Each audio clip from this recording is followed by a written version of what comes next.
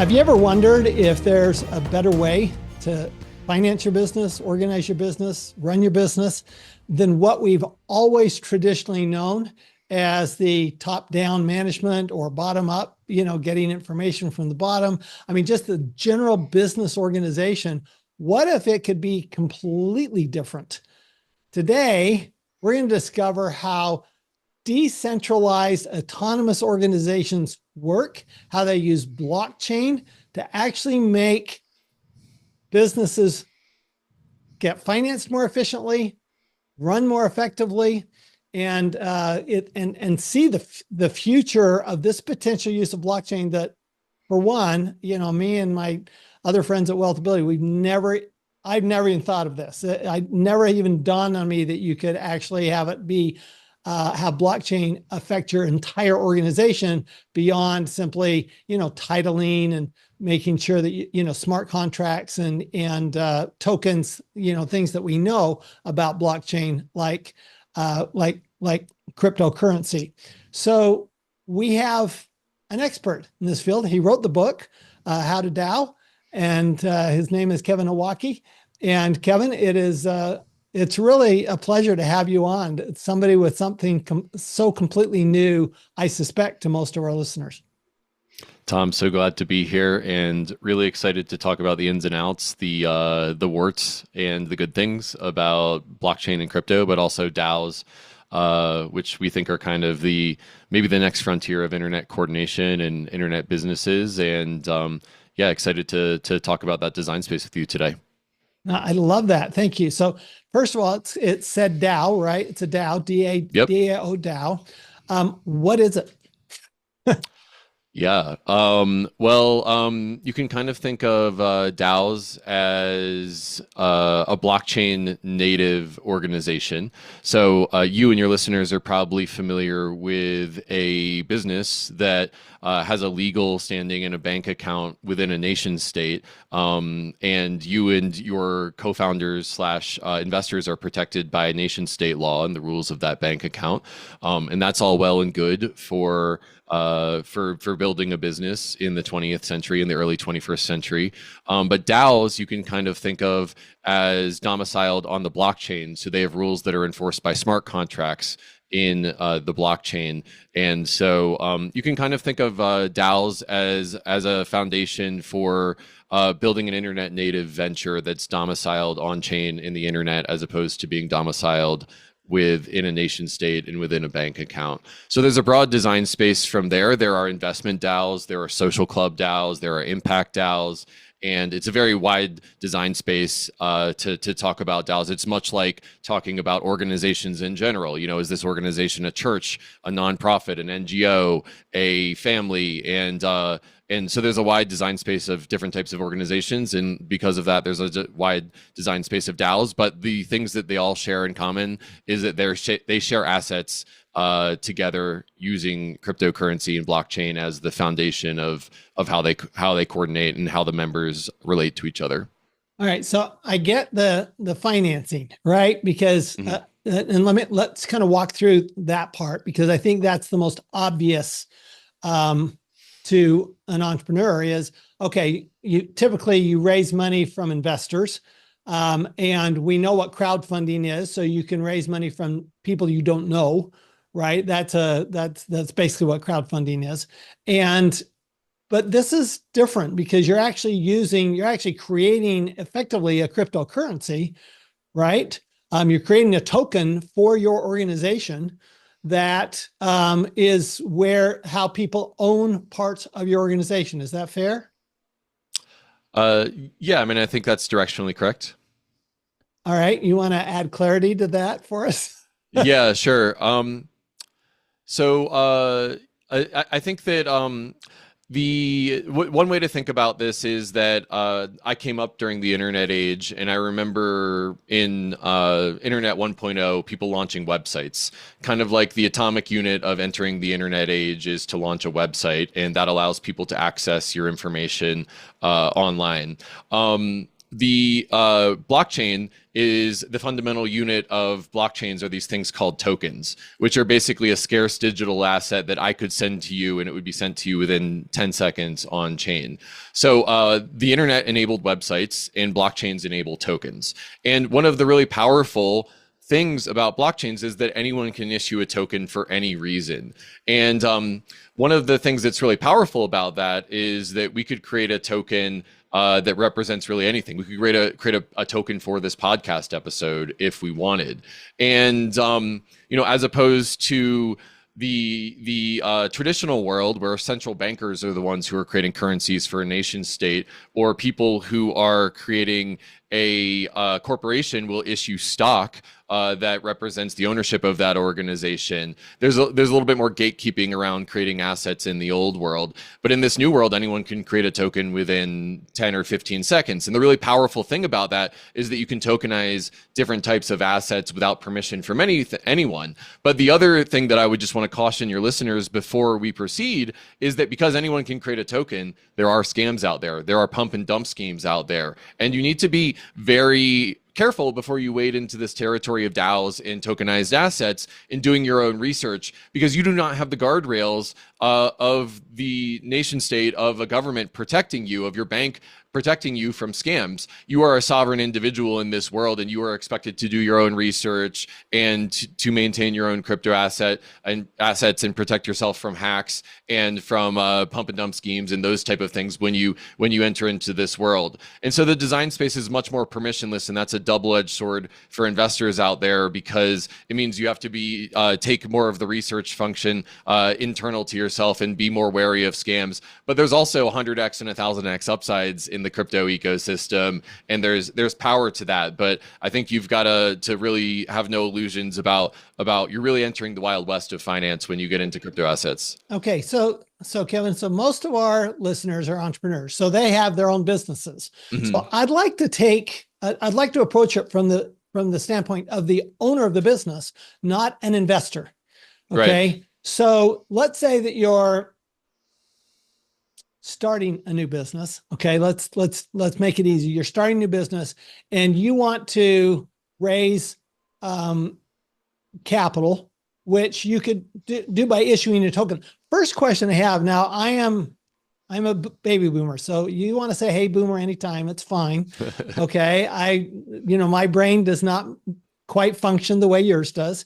I've heard this many times. Well, anybody can create a token in 10 to 15 seconds. Is there like is there like something out there that you just go and it's a token creator, or do you mm-hmm. have to have somebody else create it for you? Because again, we're in the beginning stages of this, just like when we first started, the internet, you had to go hire somebody to go create a website. Now you go on, web.com or whatever, and you create your website. So how does that work in the token world? Yeah.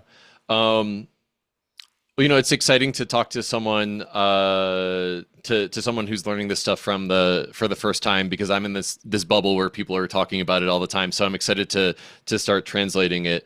I think that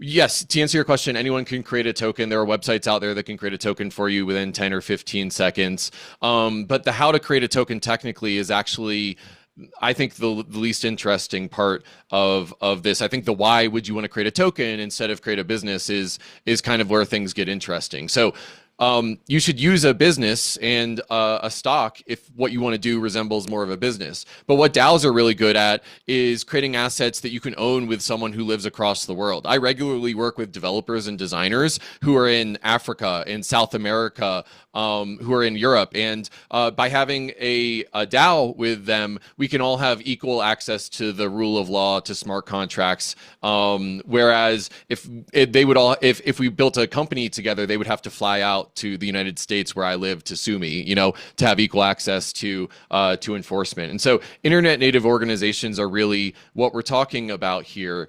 And, I think I'm going to back you up just a bit, because sure. I know that some of our listeners are also baby boomers, and not everybody's going to understand the basics.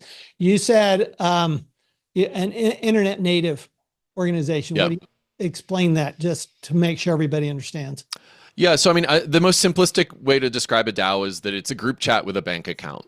You can have people that you've never met before, and you share assets with them together. And so when you're sharing assets with each other, you wanna make sure that the rules of how you spend those assets together are well defined. Whether that's a joint bank account with your business partners, or that's rules around how you can spend money in that joint bank account in that DAO treasury together, and I think that that's the most basic way of creating a bridge between traditional businesses and DAOs.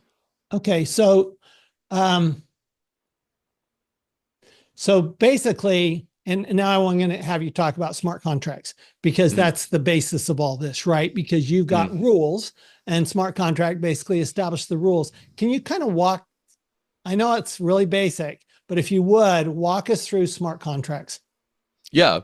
Well, I'll start with what your audience likely knows, and that's corporate bylaws. So if you look at the incorporation documents of any entity that you formed with your business partners, they'll have rules about governance of that entity and governance of the assets. And they'll traditionally say things like, these people are chartered to have X, Y, and Z governance powers, and these other people are chartered to have X, Y, and Z rights and powers.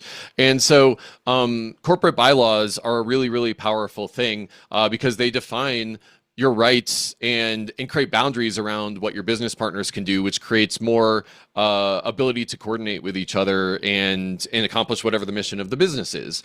And a way to think about DAOs is that we've just taken the corporate bylaws and put them into what's called a smart contract. A smart contract is basically a set of computer enforceable code that defines what you can do within the context of the DAO and what I can do in the context of the DAO. And so similar to how you would have a corporate bylaw saying that, Tom, if you and I had a business together and we had a board that was myself and you and one independent in between us, and that would be enforced by the bank and by the law of our local area, on a blockchain, we could form a DAO where you have one voting share in it, and I have one voting share, and we elect a third independent who can be a tiebreaker between us.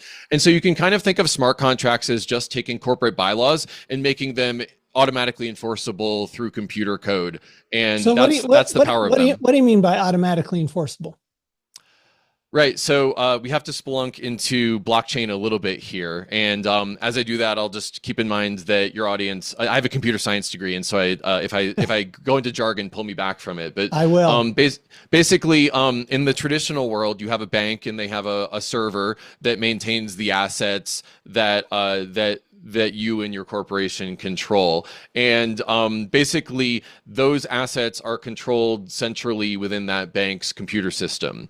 Right. The fundamental breakthrough of blockchains is that through a bunch of computer magic, we have discovered how to have a decentralized ledger, a decentralized set of computers that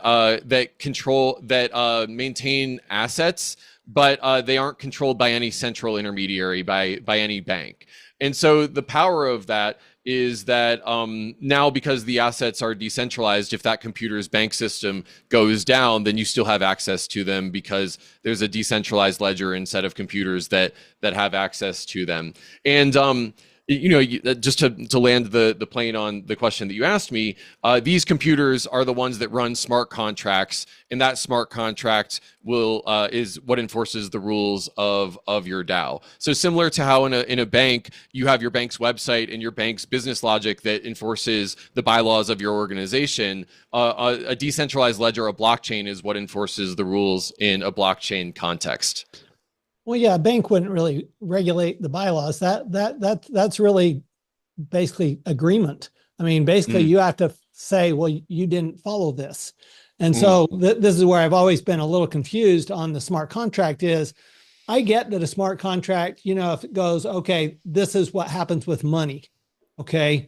That there are things that can be enforced there, but how do you enforce how people act or behave? Yeah, I think that smart contracts are a really powerful way of enforcing corporate rules, and they not only can manage assets together, but you can also manage your identity together. And so there are people who are building identity platforms that basically control your website, control your social media accounts from the basis of the smart contracts. So there's a whole design space here where we're trying to figure out how to share assets with people through cryptographic trust, as opposed to trusting a central intermediary like a bank. And it's quite a paradigm shift in how to think. And I think that one of the challenges here is that it's hard to talk about and it's easier to show. And so it's one of those things where if you want to get into learning how to play with DAOs, a great way to do it is to form a DAO with a friend and to actually tangibly play with the technology and use it. It's kind of like describing riding a bike. If I were to describe riding a bike to you and you never ridden a bike before, it wouldn't translate into that muscle memory. But it's one of these things that you kind of have to try as well as do. And that's kind of the idea behind the book. I think that's a really good example. So how would you form it? Basically, so how do you form a DAO?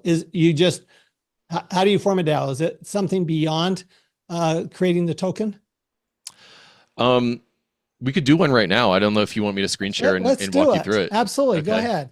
Go for it. Okay, cool. And as I do this, I want to I just want to like draw back that analogy of riding a bike. Think about the first time that you rode a bike and how foreign that felt to you. And I just want to kind of like invoke that beginner's mind as we're going through the process of forming a DAO together. Okay, so I'm going to share my screen right here, and we are going to look at a website entitled safe.global. So this is basically a website for a product called Safe. And basically what they do is they allow you and I to create a smart account, what's called a multi-signature wallet in blockchain parlance. And basically the thing that I'm going to do here is we're going to launch the Safe app. And then what we're going to do is we're going to create a smart contract that you own half of and I own half of. So we're going to create the basis for us having a DAO together, having a group chat with a bank account on this website right here. So I just want to, I'll do the demo in a sec, but I just want to make sure that framing makes sense to you and to your listeners. Perfect. Okay, cool. Let's do it. Okay, so this is, again, safe.global. They're a website that they have created wallets of this type, and these wallets contain $100 billion worth of assets and have issued 143 million transactions through 30 million accounts. Okay, so one of the things that really gives me a lot of faith in showing this website to your listeners is that they've done so many they've built so many DAOs, and they're trusted by the best brands in Web3. And so I know that they're not going to have some sort of smart contract vulnerability where you're going to lose all your assets. And that's always something that you have to worry about in crypto is the app that I'm interacting with not only safe, from like you basically have to always make sure that everything that you're interacting with is something that's safe to interact with. Okay, so I am in the Safe website right here, and I'm going to go into this create account website. And basically, the first thing it's going to ask me to do is that it's going to ask me to name the Safe. So, Tom, what should we call the DAO that we're starting? I don't know. How about the Tom and Kevin? Tom and Kevin podcast episode example DAO. How's that? Perfect. Okay, let me zoom in actually a little bit so that your listeners can see this. Okay, so we're on a page that says create a new Safe account, set up the basics, and we just put in a name that says Tom and Kevin podcast example DAO. And then I'm going to click next. Okay, and then so what we're going to do here is, don't be intimidated by this wizard. Basically what we're going to do is we're going to set a configuration for signers and confirmations. So basically what we're doing here is we are defining who has access to spend the funds that are going to be in this account. So right now it's got me in it. It's got Owocki.Gitcoin.eth, which is my name on the blockchain. And what I'm going to do is I'm going to add a second signer here that represents you, Tom, to make sure that cryptographically you have the same power over this money that I do. Okay. Now, Tom, do you have an Ethereum address by any chance? I don't. Okay. So what I'm going to do here is I'm just going to add a address that I know, and we'll just pretend for the purposes of this demo that this is you. Okay. So what we're doing here is we're setting the access controls to the group bank account and who can spend the funds. And what we're setting here is Tom's address, Kevin's addresses, and then we can set a threshold where any transaction coming out of that bank account requires the confirmation of either one or two signers within that bank account. So Tom, every time we spend money in this bank account, do you want just one of us to be able to confirm the transaction and spend the money? Sure. Or should we have two, make it so that both of us have to confirm it? Have one. It's fine. Okay. Well, I don't know. I just met you. You want to have both of them? I just met you and we're still getting to know each other. All right, so I think it'd be a great get to know us good. exercise if we both had to confirm that. All Okay. right. Yep. So, this is a Gnosis safe, and we just made it so that the two of us can spend money in it, and two of two signers, Kevin and Tom, can spend money here. So basically what we're going to do is we are going to click create account, and then I'm going to just basically click the buttons right here, and we have just created what is called a multi-signature wallet. We have just created a DAO that both you and I can spend the assets of. So this is created on Ethereum. This is created on the Ethereum blockchain. There are other blockchains out there, but yes, we're using the Ethereum blockchain. Okay.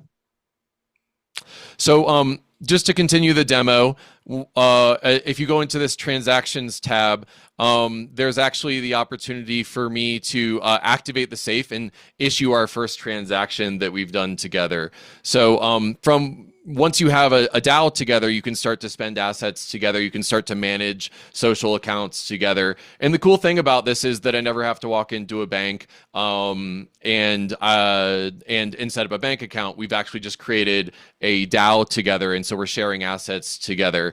And we could, we could market this podcast episode together. We could create a token for this podcast episode where the advertising revenue goes into it, and we could disperse it to all the members of the podcast episode. We could issue assets out of the podcast. There's a bunch of stuff that we could do now that we have a group bank account together. All right, so I'm going to ask this question then. So we're clearly not using dollars here. I presume we're using ETH, right? That's right. ETH is the native asset of the Ethereum blockchain, and we are using ETH as the primary business. So token. if somebody were to buy from us, they might buy in their dollars, but it would transfer to ETH. Yep. So there are a set of tokens that are called stable coins, and basically one USDC is equal to $1. And it's a great way of dealing with an asset that you're familiar with in a blockchain native world. I hold a lot of USDC because I find that a lot of crypto is super volatile, and I don't want to be exposed to that volatility. Okay, interesting. So how do you, you talk about it as a group chat. So how do you actually how do you make decisions? How do you actually do that? Do you actually literally have a group chat? Yeah, I have lots of group chats and lots of DAOs that I'm involved in. Okay. But, it really depends on the context of why we came together. I mean, obviously, you and I came together to do this podcast episode, and I'm enjoying it a lot so far. But, there's other contexts in which I have formed other DAOs with other people in my network. I actually have a co-working space that I'm a member of, and we manage the treasury of the co-working space as a DAO that has 10 members, and it requires 4 of us to sign off of any transaction to manage the co-working space. And so we sign transactions that are everything from I want to host a happy hour and I need $100 for beer to we need to pay this month's rent together. So what you do together in that group chat depends on why you came together and what you're collectively governing together. So one of the challenges I've thought of as I was preparing for this podcast episode actually is when you have a lot of people. Let's say, it's one thing when you have 2 of us. There's a whole nother thing when you got 1,000. Yeah. Okay. Which is not uncommon to have 1,000 shareholders or even 40 shareholders. Right. So does the smart contract then determine who has a say, or does everybody have equal say? And does it require unanimous decision? Because that seems to me like that would be really cumbersome. Yeah.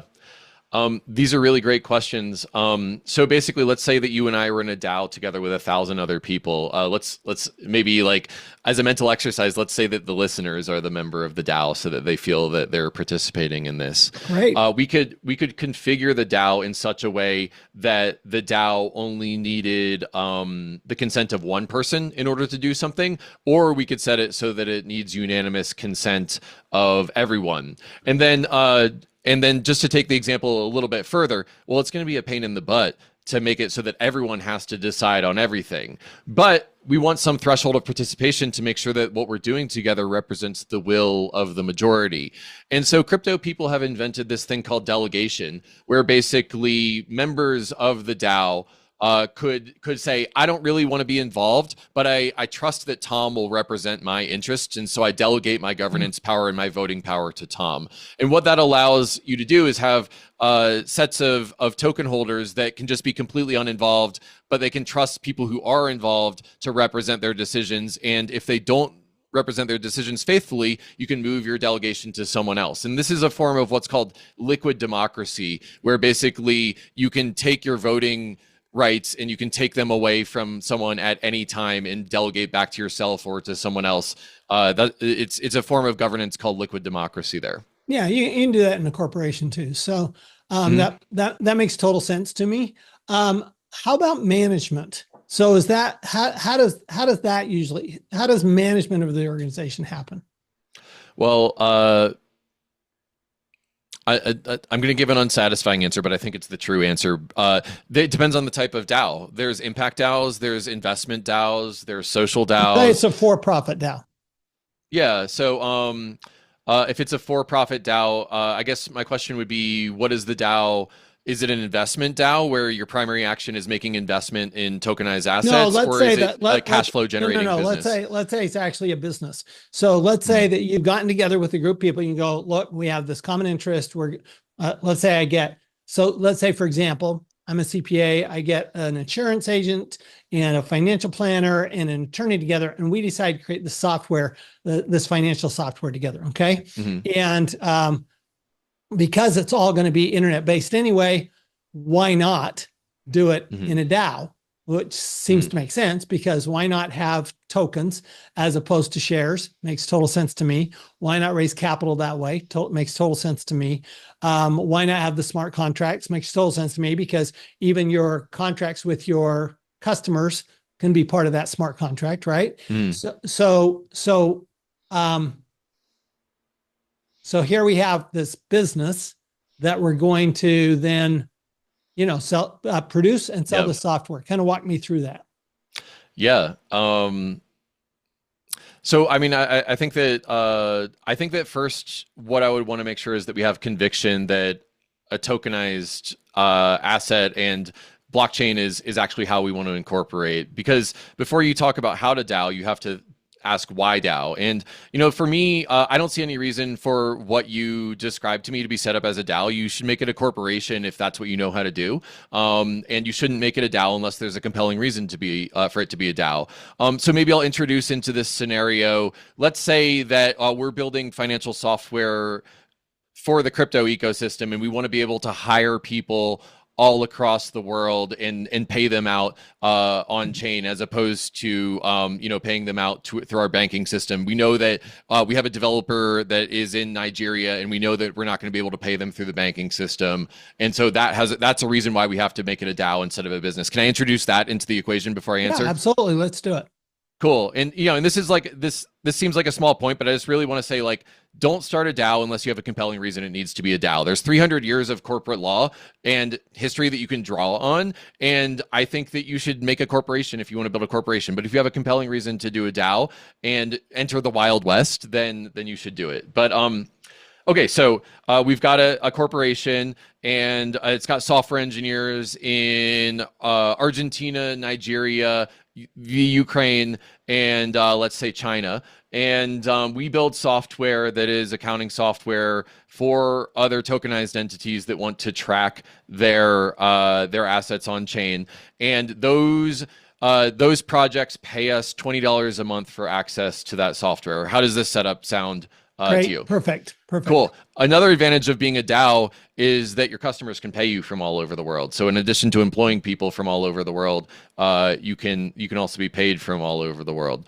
And so basically what we're going to do, I think, is we could actually take the Gnosis safe that we just created, and we could add more signers to the multi-sig. Let's say that some of the employees want to have governance rights in the actual entity, and the entity is more of a co-op, and we've decided that the engineers will have more, will work harder if we give them actual governance rights and make them owners of the business in addition to Right. in addition to just employees. And so that's something that we could easily do through SAFE, the DAO that we just set up, is add them as signers.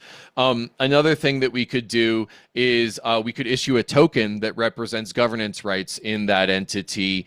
And let's say that, Tom, you and I are the proprietors of this business. We have 4 employees, and basically we could create a token table, the on-chain equivalent of a cap table, and we could draw out a share for the employees, for ourselves as founders, and then we could also draw out a share for investors.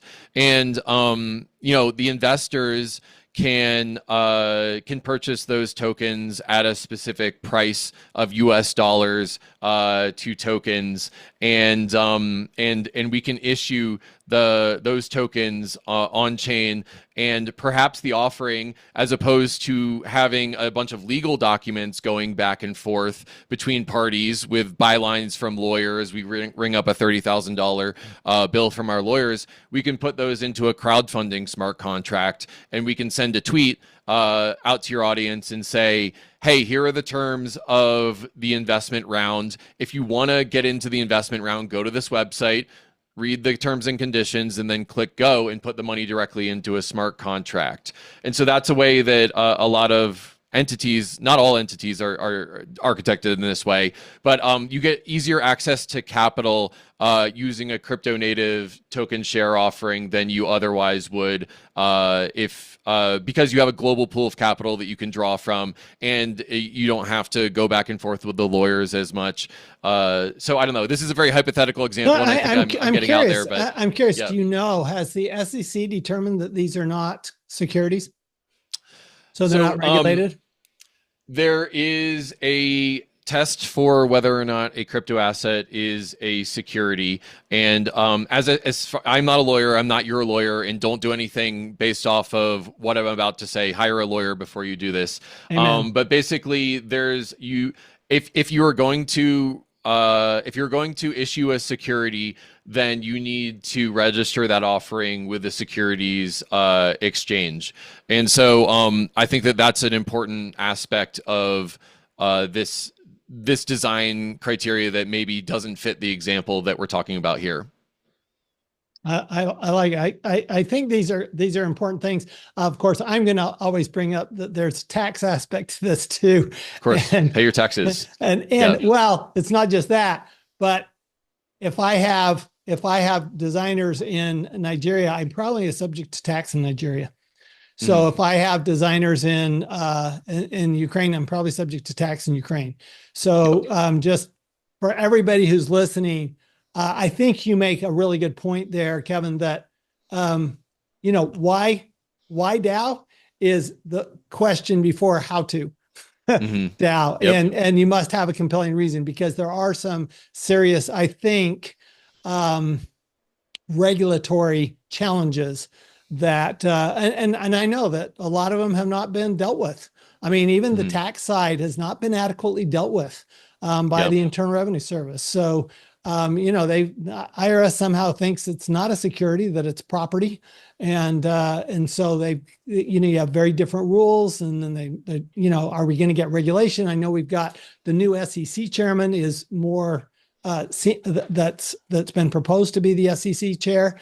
It seems to be more crypto friendly, which I've got to believe you and a lot of your friends are very happy about, that you might get somebody a little more friendly in there. Certainly, President Trump is much more crypto friendly than President Biden has been. So I think it's fascinating stuff, and it's something to change. I'm a big fan of blockchain. I will tell you, Kevin, I describe blockchain as triple entry accounting, because every transaction audits every other transaction. So it's just it's a nice way to have Yeah. like say smart contract, right? Final words for our audience, thoughts or things that they ought to be considering or not considering. I think that the thing that you need to be mindful of if you're going to wade into DAOs and crypto is that this is the frontier. The allegory that I really like is that we're going west. I played a lot of Oregon Trail as a kid, and I remember the trials of that video game, going west and hunting for food and being out on the frontier and not being able to rely on the police to protect you, and being really sovereign, being protective of yourself. And I think that this is a frontier that's in the way that you have to be sovereign. And I think that I don't want to oversell the promise of crypto technology to your audience. I do think that you should only do it if you have a compelling reason, and I think that you should never invest more than you want to lose. And also, I don't give financial advice, and do your own research. But also, there's a lot of powerful and cool stuff here, and so dipping your toe into the water and messing around with DAOs for me is an extremely it's an intellectually satisfying exercise. And my hope with this book that me and my co-author are releasing, How to DAO, is to teach people how to DAO and why DAOs are potentially important, but not to oversell it. And so if you want to learn about DAOs, you can check out the book at howtodao.xyz, howtodao.xyz. It is in pre-order now, and it'll be released on January 1st, 2025.